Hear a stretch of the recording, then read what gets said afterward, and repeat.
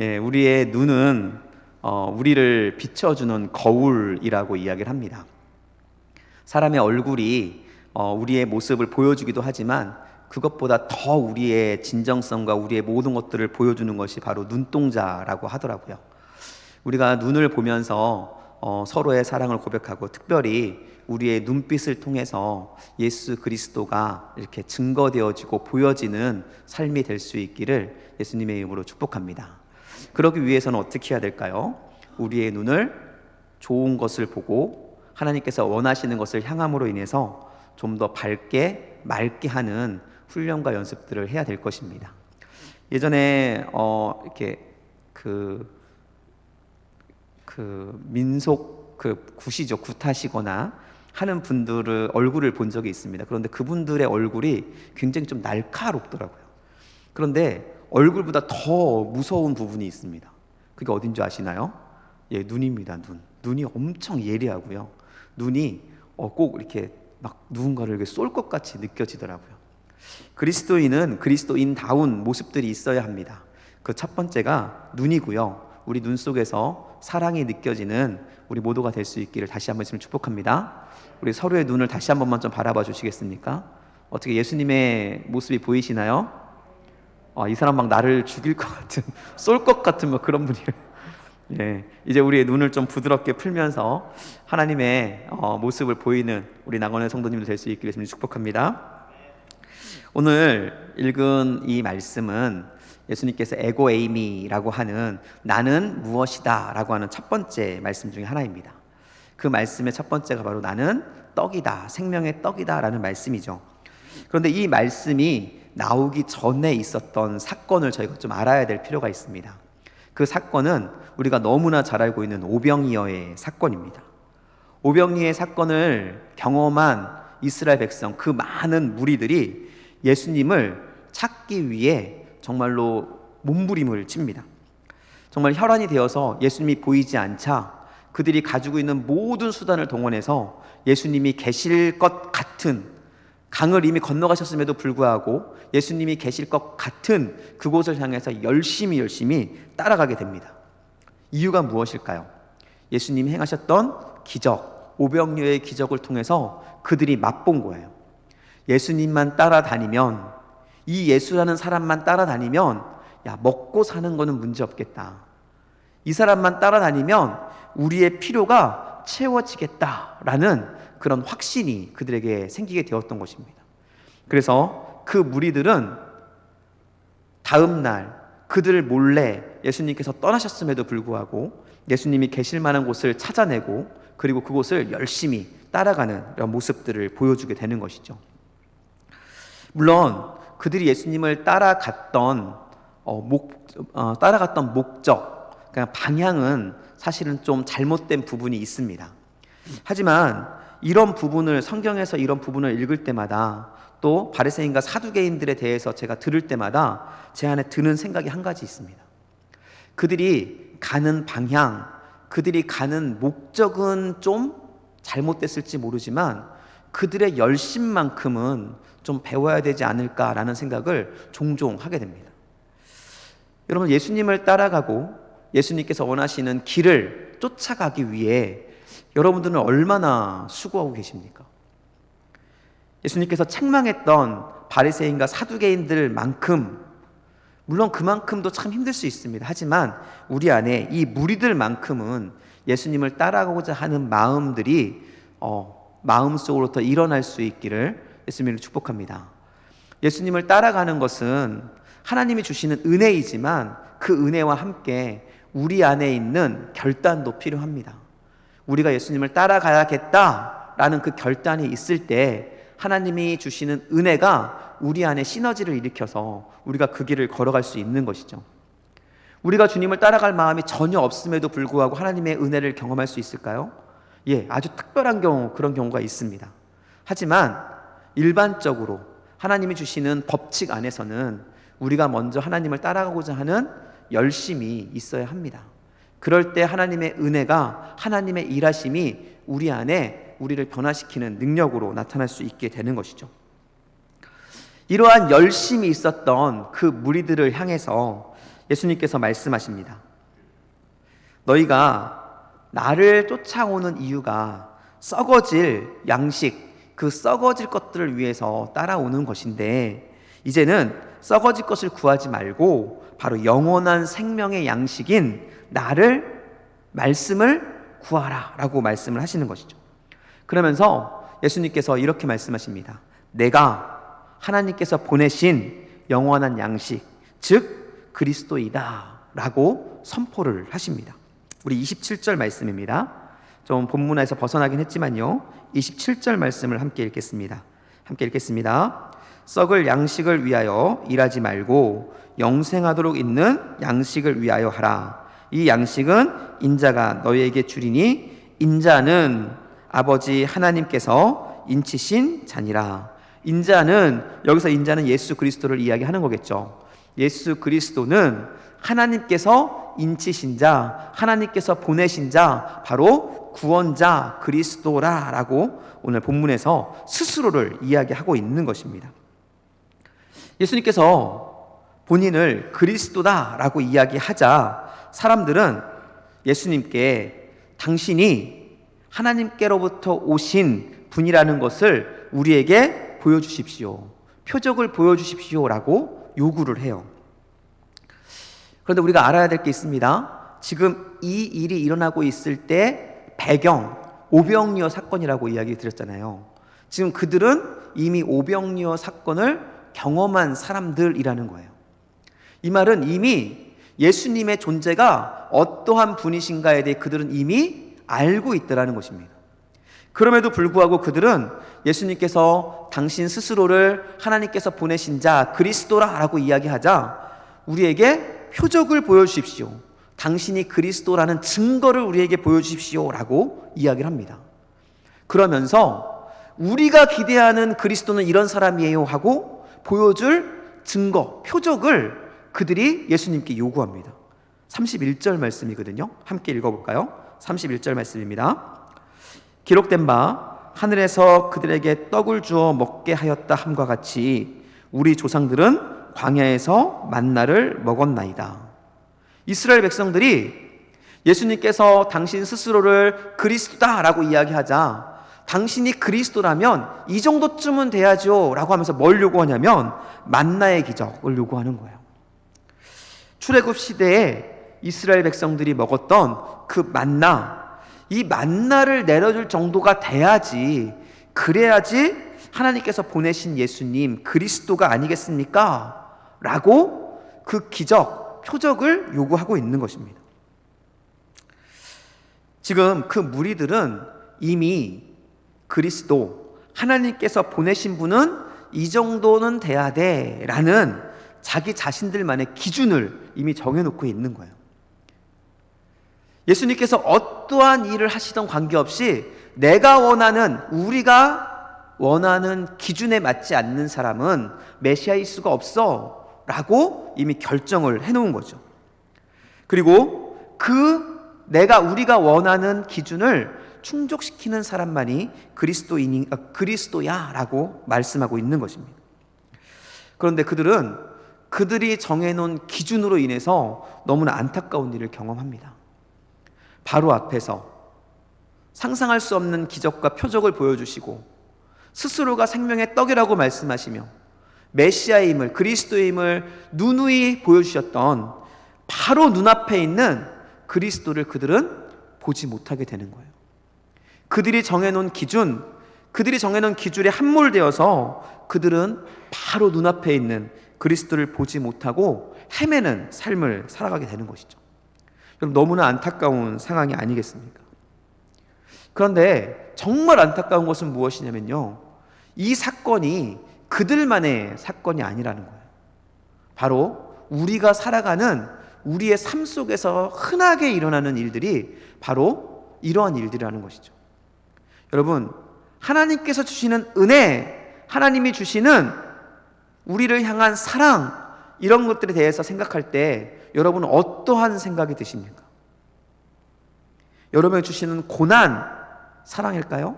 은혜일까요? 여러분이 당하는 아픔, 여러분이 당하는 어떠한 상처들, 그것은 하나님의 은혜일까요? 아니면 하나님의 저주일까요? 우리가 말로는, 그리고 우리가 표면적으로는 예, 하나님의 은혜입니다 라고 이야기하지만, 성공하는 것, 돈 버는 것, 명예가 올라가는 것, 취직하는 것, 성적 잘 받는 것 등등등 우리가 원하는 은혜의 기준들이 이미 있다라는 거예요. 그래서 그 은혜의 기준에 합당하면 하나님의 은혜이고, 내가 원하는 은혜의 기준에 맞지 않으면 이건 하나님의 은혜가 아닌 거예요. 성경에서는 그렇게 이야기하고 있지 않거든요. 성경에서는 우리에게 행하시는 모든 하나님의 일이 은혜라고 말합니다. 지금 저희가 역사서를 계속 공부하면서 하나님께서 심판하는 것 역시도 하나님의 은혜라는 사실을 계속 경험하고 있지 않습니까? 돌아오도록 하시는 하나님의 사랑의 말씀. 비록 그들이 그 당시에는 심판을 당하고 어려움을 당하지만 그 심판과 어려움을 통해서 하나님께서 주시는 은혜는 돌아와 생명을 얻는 것이잖아요. 우리에게 주시는 그 은혜를 우리가 맛보기 위해서는 우리의 기준을 꺾지 않으면 우리는 그 기준 앞에 하나님의 은혜를 경험할 수 없다라는 것이죠. 오늘 이 무리들은 바로 앞에 예수 그리스도가 있음에도 불구하고 그들이 가지고 있는 기준에서 벗어나지 못했기 때문에 안타깝게도 예수 그리스도, 그들의 구원자이시고 그들을 살리신 영원한 생명이신 예수 그리스도를 발견하지 못하는 상황에 이르게 되었던 것입니다. 우리 낙원의 성도들이 이러한 삶에서 벗어나 우리의 기준이 아닌 하나님께서 우리에게 날마다 주시는 하나님의 말씀을 따라 은혜를 누리시는 모습 될 수 있기를 예수님의 이름으로 축복합니다. 오늘 이 무리들과 달리 예수님은 자기 자신에 대한 분명한 인식을 가지고 자기 자신에 대해 선포합니다. 우리 뭐라고 선포하나요? 오늘 본문인 35절 말씀입니다. 함께 읽겠습니다. 예수께서 이르시되 나는 생명의 떡이니. 여기까지만 읽을게요. 예수님께서 자기 자신에 대해서 선포하는 거예요. 예수님께서 자기 자신을 뭐라고 선포하시냐면 나는 무엇이라고요? 생명의 떡이다 라고 이야기를 합니다. 이 생명의 떡은 단순하게 이스라엘의 무리들이 찾고 있는 먹고 다시 배고픈 떡이 아니라 바로 영혼을 살리고 영원토록 목마르거나 배고프지 않는 하나님이 주시는 은혜의 떡을 이야기하는 것이죠. 생명의 떡이신 예수님을 믿는 자에게는 영원히 배고프지도 목마르지 않을 것이다 라고 예수님께서 본인에 대해서 이야기합니다. 그러면서 약속하시는 거죠. 나를 믿는 자는 하나님의 영원한 나라를 유업으로 받을 것이다 라는 선포를 하고 있는 것입니다. 여러분, 예수님이 이렇게 자기 확신을 가지고 나를 믿는 자가 이 생명의 떡을 먹게 될 것이다라고 분명하게 이야기할 수 있는 이유가 무엇일까요? 그냥 단순하게 본인 스스로가 그런 이야기를 한다고 우리가 믿을 수는 없지 않습니까? 예수님께서 본인 스스로를 당당하게 이야기할 수 있는 이유, 그것은 단 한 가지입니다. 그 이유에 대해서 오늘 본문이 우리에게 이야기해 주고 있는데요, 38절의 말씀입니다. 함께 읽겠습니다. 내가 하늘에서 내려온 것은 내 뜻을 행하려 함이 아니요 나를 보내신 이의 뜻을 행하려 함이니라. 예수님은 아셨던 거예요. 예수님에게는 기준이 있었는데 그 기준은 무엇이었냐면 자기 자신의 뜻이나 환경과 주변이 아니라 오직 하나님의 뜻을 따라 행하고 있었다라는 것이죠. 본인이 행한 기적, 그것은 본인의 능력이 아니라 하나님의 뜻을 따라 행한 하나님의 능력이었다는 것이고요. 그가 행했던 모든 말들 역시, 예수님께서 하신 말들 역시 자기의 마음과 자기의 뜻을 따라 행했던 말이 아니라 바로 하나님께서 주셨던 하나님의 말씀이었다라는 확신이 예수 그리스도 안에는 분명하게 있었던 것입니다.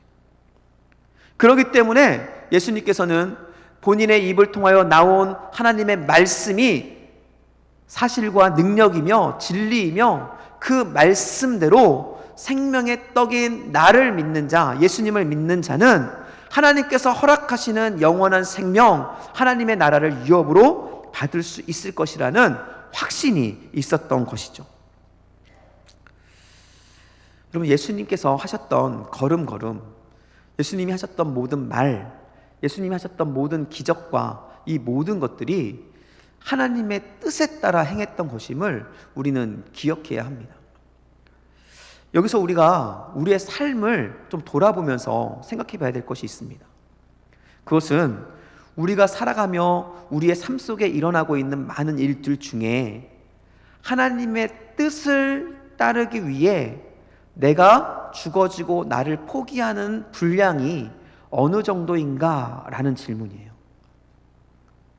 우리는 주님을 따라 살아간다고 이야기합니다. 사중봉에 잇대어 살아가는, 하나님의 말씀에 잇대어 살아가면 하나님의 뜻에 따라 살아가는 우리의 삶이 되기를 원합니다 라고 기도하죠. 그리고 그렇게 살아가기를 결단하고 다짐합니다.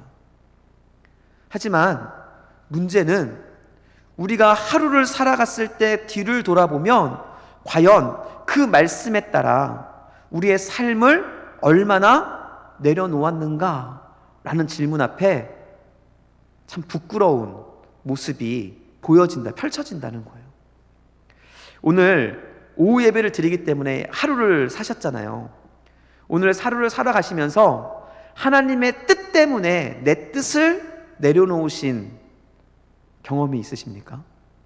아니, 여러 오랜 기간 동안은 있으시겠죠, 당연히. 근데 오늘 하루를 살아가시면서 정말로 하나님의 뜻, 하나님의 영광, 하나님을 위해서 나의 뜻, 나의 생각, 나의 것들을 좀 내려놓고 포기한 경험이 있으시냐는 거예요. 있는 분들이 있으세요. 고개 끄덕끄덕.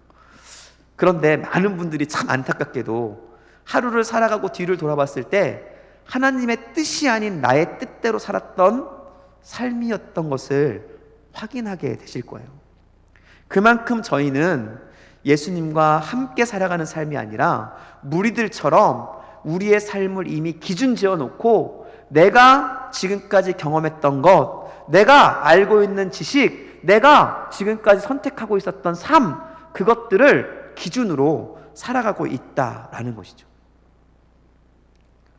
여러분, 그것이 바뀌지 않으면 우리는 하나님을 따라가는, 하나님의 영광을 나타내는 삶을 사는데 어려움을 경험할 수밖에 없다라는 거예요.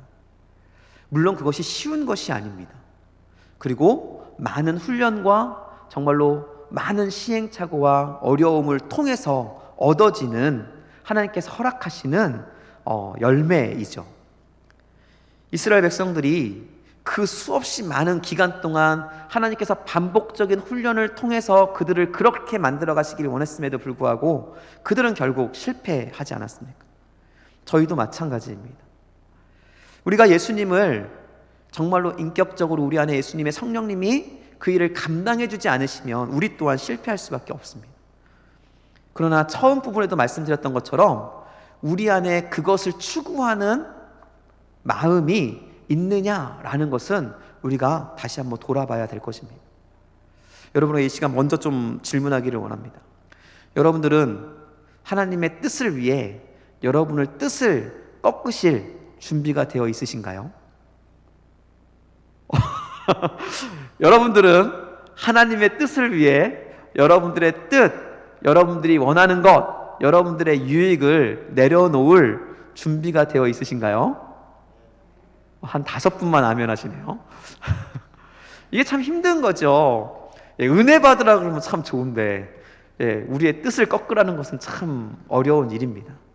하지만 하나님께서 성경을 통해서 우리에게 지속적으로 말씀하시는 것은 그거예요. 우리의 뜻을 꺾고 하나님의 뜻을 따르라. 여러분, 우리 말씀 사중복음에 잇대어 살아가는 삶, 하나님의 말씀에 잇대어 살아가는 삶, 이게 뭘까요? 쉽게 말하면 내 뜻을 꺾고 하나님의 뜻을 따라가는 삶을 말씀하고 있는 것이죠. 오늘 저희가 함께 잠깐 나누었던 이 말씀 가운데 두 부류의 사람이 나오잖아요. 첫 번째는 자신들의 기준으로 그리스도를 만들어가는 사람들이에요. 그 무리들이죠. 그 무리들은 예수 그리스도로 바라본 것이 아니라 본인들의 기준으로 예수 그리스도를 만들어가는 사람들입니다. 두 번째는 예수님이신데요, 하나님의 뜻을 따라 자신의 삶을 만들어가는 사람들이 있어요. 예수님이죠. 예수님의 마지막 기도 혹시 기억하십니까? 겟세마네 동산에서의 기도죠. 하나님, 아버지, 이 잔을 내게서 옮겨주십시오. 쉽게 말하면 이 잔을 지고 싶지 않다는 겁니다. 그런데 예수님의 기도의 결국은 무엇이었습니까? 나의 뜻대로 마옵시고 아버지의 뜻대로 되기를 원합니다 라는 기도였어요. 이게 바로 내 뜻을 꺾고 하나님의 뜻을 따르는, 하나님의 뜻대로 나의 삶을 만들어가는 사람들의 모습이라는 것입니다. 여러분은 지금 어떤 길을 걷고 계시는지 모르겠습니다. 하나님의 말씀을 따라 나의 삶을 만들어가는, 하나님의 뜻을 따라 나의 삶이 변화되어져 가는 그러한 삶을 살아가시는 여러분이 될 수 있기를 예수님의 이름으로 축복합니다. 제가 사진 하나를 좀 보내드릴 건데요, 혹시 이거 뭔지 아시나요? 이거 해보신 분 한번 손 들어보십시오. 한 분밖에 안 계세요. 2000년 초반 때였죠. 1990년대 후반부터 2000년대 한 중반까지 매우 우리나라를 아주 들썩들썩하게 했던 DDR, 댄스 레볼루션이라는 게임입니다. 이 게임 방법은 아시나요? 방법은 아시나요? 다음 사진 넘겨주세요. 이 게임 방법이 너무나 간단해요. 그건 뭐냐면, 거기 뭐 화살표 같은 거 이렇게 보이시잖아요. 이제 밑에서부터 화살표가 이렇게 위로 딱 올라가거든요. 그러면 저 위에 있는 칸에 딱 됐을 때 그 화살표에 해당하는 발을 딱 밟으면 이제 이게 이루어지는 거예요. 근데 저게 저도 잘 모르지만 이렇게 어떤 춤에 맞추어서 저런 걸 이렇게 딱 만들어 놓았다라고 하더라고요. 그래서 저대로 발을 밟으면 뭐 춤의 스텝이 이렇게 딱 나온다고 합니다. 죄송한데 저도 잘 모릅니다. 그런데 우리는, 이제 꺼주셔도 됩니다. 우리는 사실 저런 DDR 같은 춤추는 어떠한 춤의 어떤 지시에 따라서 춤을 추는 DDR 위에 서 있는 사람과 사실은 아주 유사한 삶을 살아가고 있습니다.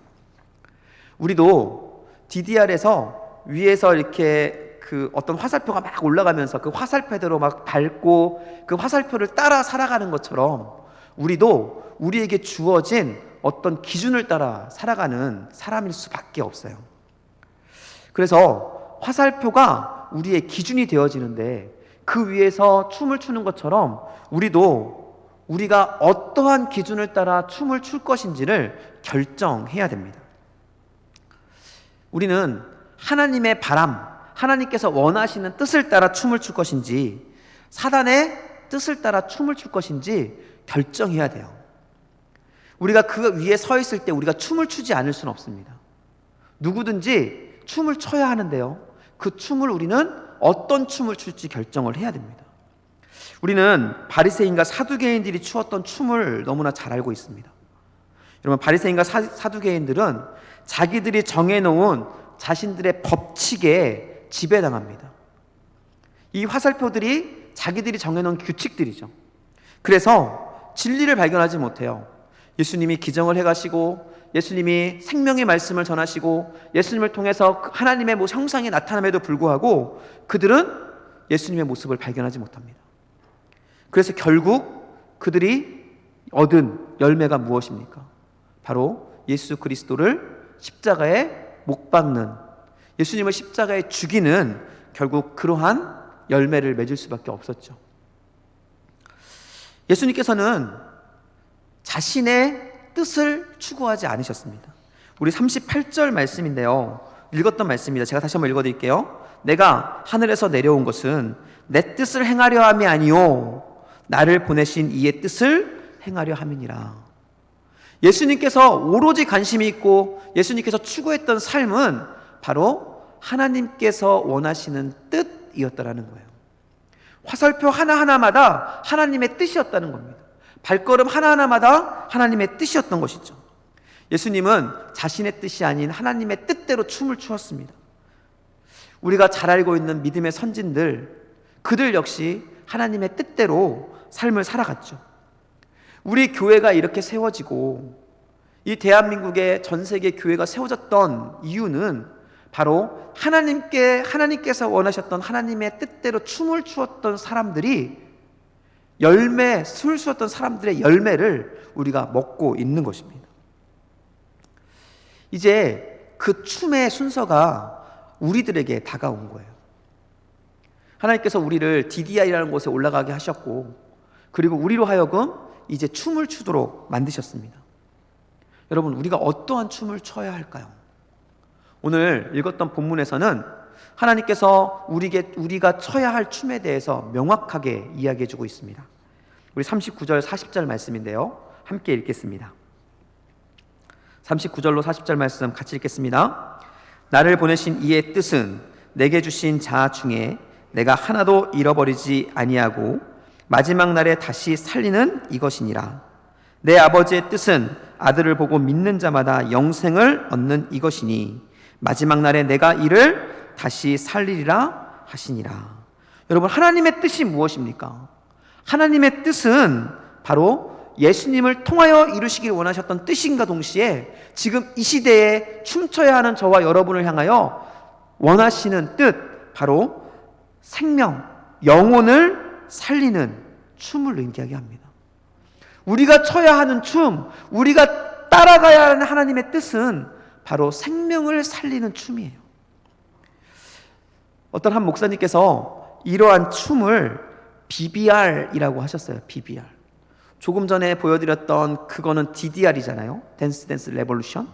그런데 그분은 우리가 춰야 할 춤은 BBR입니다 라고 말씀하시면서 바이블 레볼루션이라고 이야기를 하시더라고요. 성경으로 인하여 일어나는 혁명, 성경 말씀을 통하여 일어나는 변혁, 우리의 삶 가운데 하나님의 말씀 때문에 변화되어지고, 하나님의 말씀 때문에 우리의 삶이 포기되어지고, 하나님의 말씀 때문에 우리가 새로워지는 놀라운 변혁과 혁명이 우리의 삶 가운데 일어나야 됩니다. 그것이 하나님께서 원하시는 삶이자 우리가 춰야 되는 춤입니다 라고 말씀하셨습니다. 저는 우리가 함께 이러한 춤의 자리로 나갈 수 있기를 예수님의 이름으로 축복합니다. 우리 교회가, 우리 낙원교회가 목사님을 통하여 주시는 새해의 표를 통해서 사중복음에 잇대어 사는 삶, 하나님의 말씀에 잇대어 사는 삶, 하나님과 잇대어 사는 삶이라고 이야기하는 것은 단순하게 우리가 은혜 받고 우리가 이곳 가운데에서 즐거움을 누리고 행복을 누리고 기쁨을 누리는 것을 멈추는 것이 아닙니다. 그것은 바로 하나님께서 예수 그리스도 이 땅에 보내신 목적, 영혼을 살리는 것, 그들을 살리는 것, 하나님께 나오고 믿고자 하는 자를 포기하지 않고 그들을 살리는 그것을 이루는 것, 그것을 하나님께서는 우리에게 원하시는 것입니다. 이제 오늘 말씀을 함께 나누면서 저는 여러분들에게 이런 도전을 좀 드리고 싶습니다. 그것은 바로 다시 한번 우리가 하나님의 말씀을 따라 오래 믿었기 때문에 내 안에 갇혀있는, 오래 믿었기 때문에 내 안에 이미 화석화되어 있는 믿음의 기준들이 아니라 순간순간 하나님께서 주시는 성령을 통해, 말씀을 통해 그 기도할 때 하나님이 주시는 정말로 살아있는 하나님의 음성, 하나님의 마음, 하나님의 뜻을 따라 우리의 삶을 변화시켜서 생명이 살아나는 역사가 일어나는 우리 교회가 될 수 있기를 축복합니다. 그러한 말씀을 의지하면서 함께 셜리 댄스, 함께 춤추자고 말하는 거잖아요.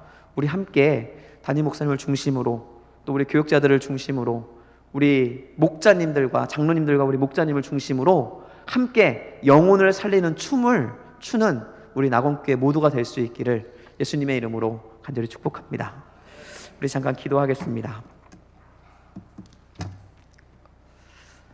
이 시간은 우리 함께 좀 기도했으면 좋겠는데요. 우리 두 가지를 기도할 겁니다.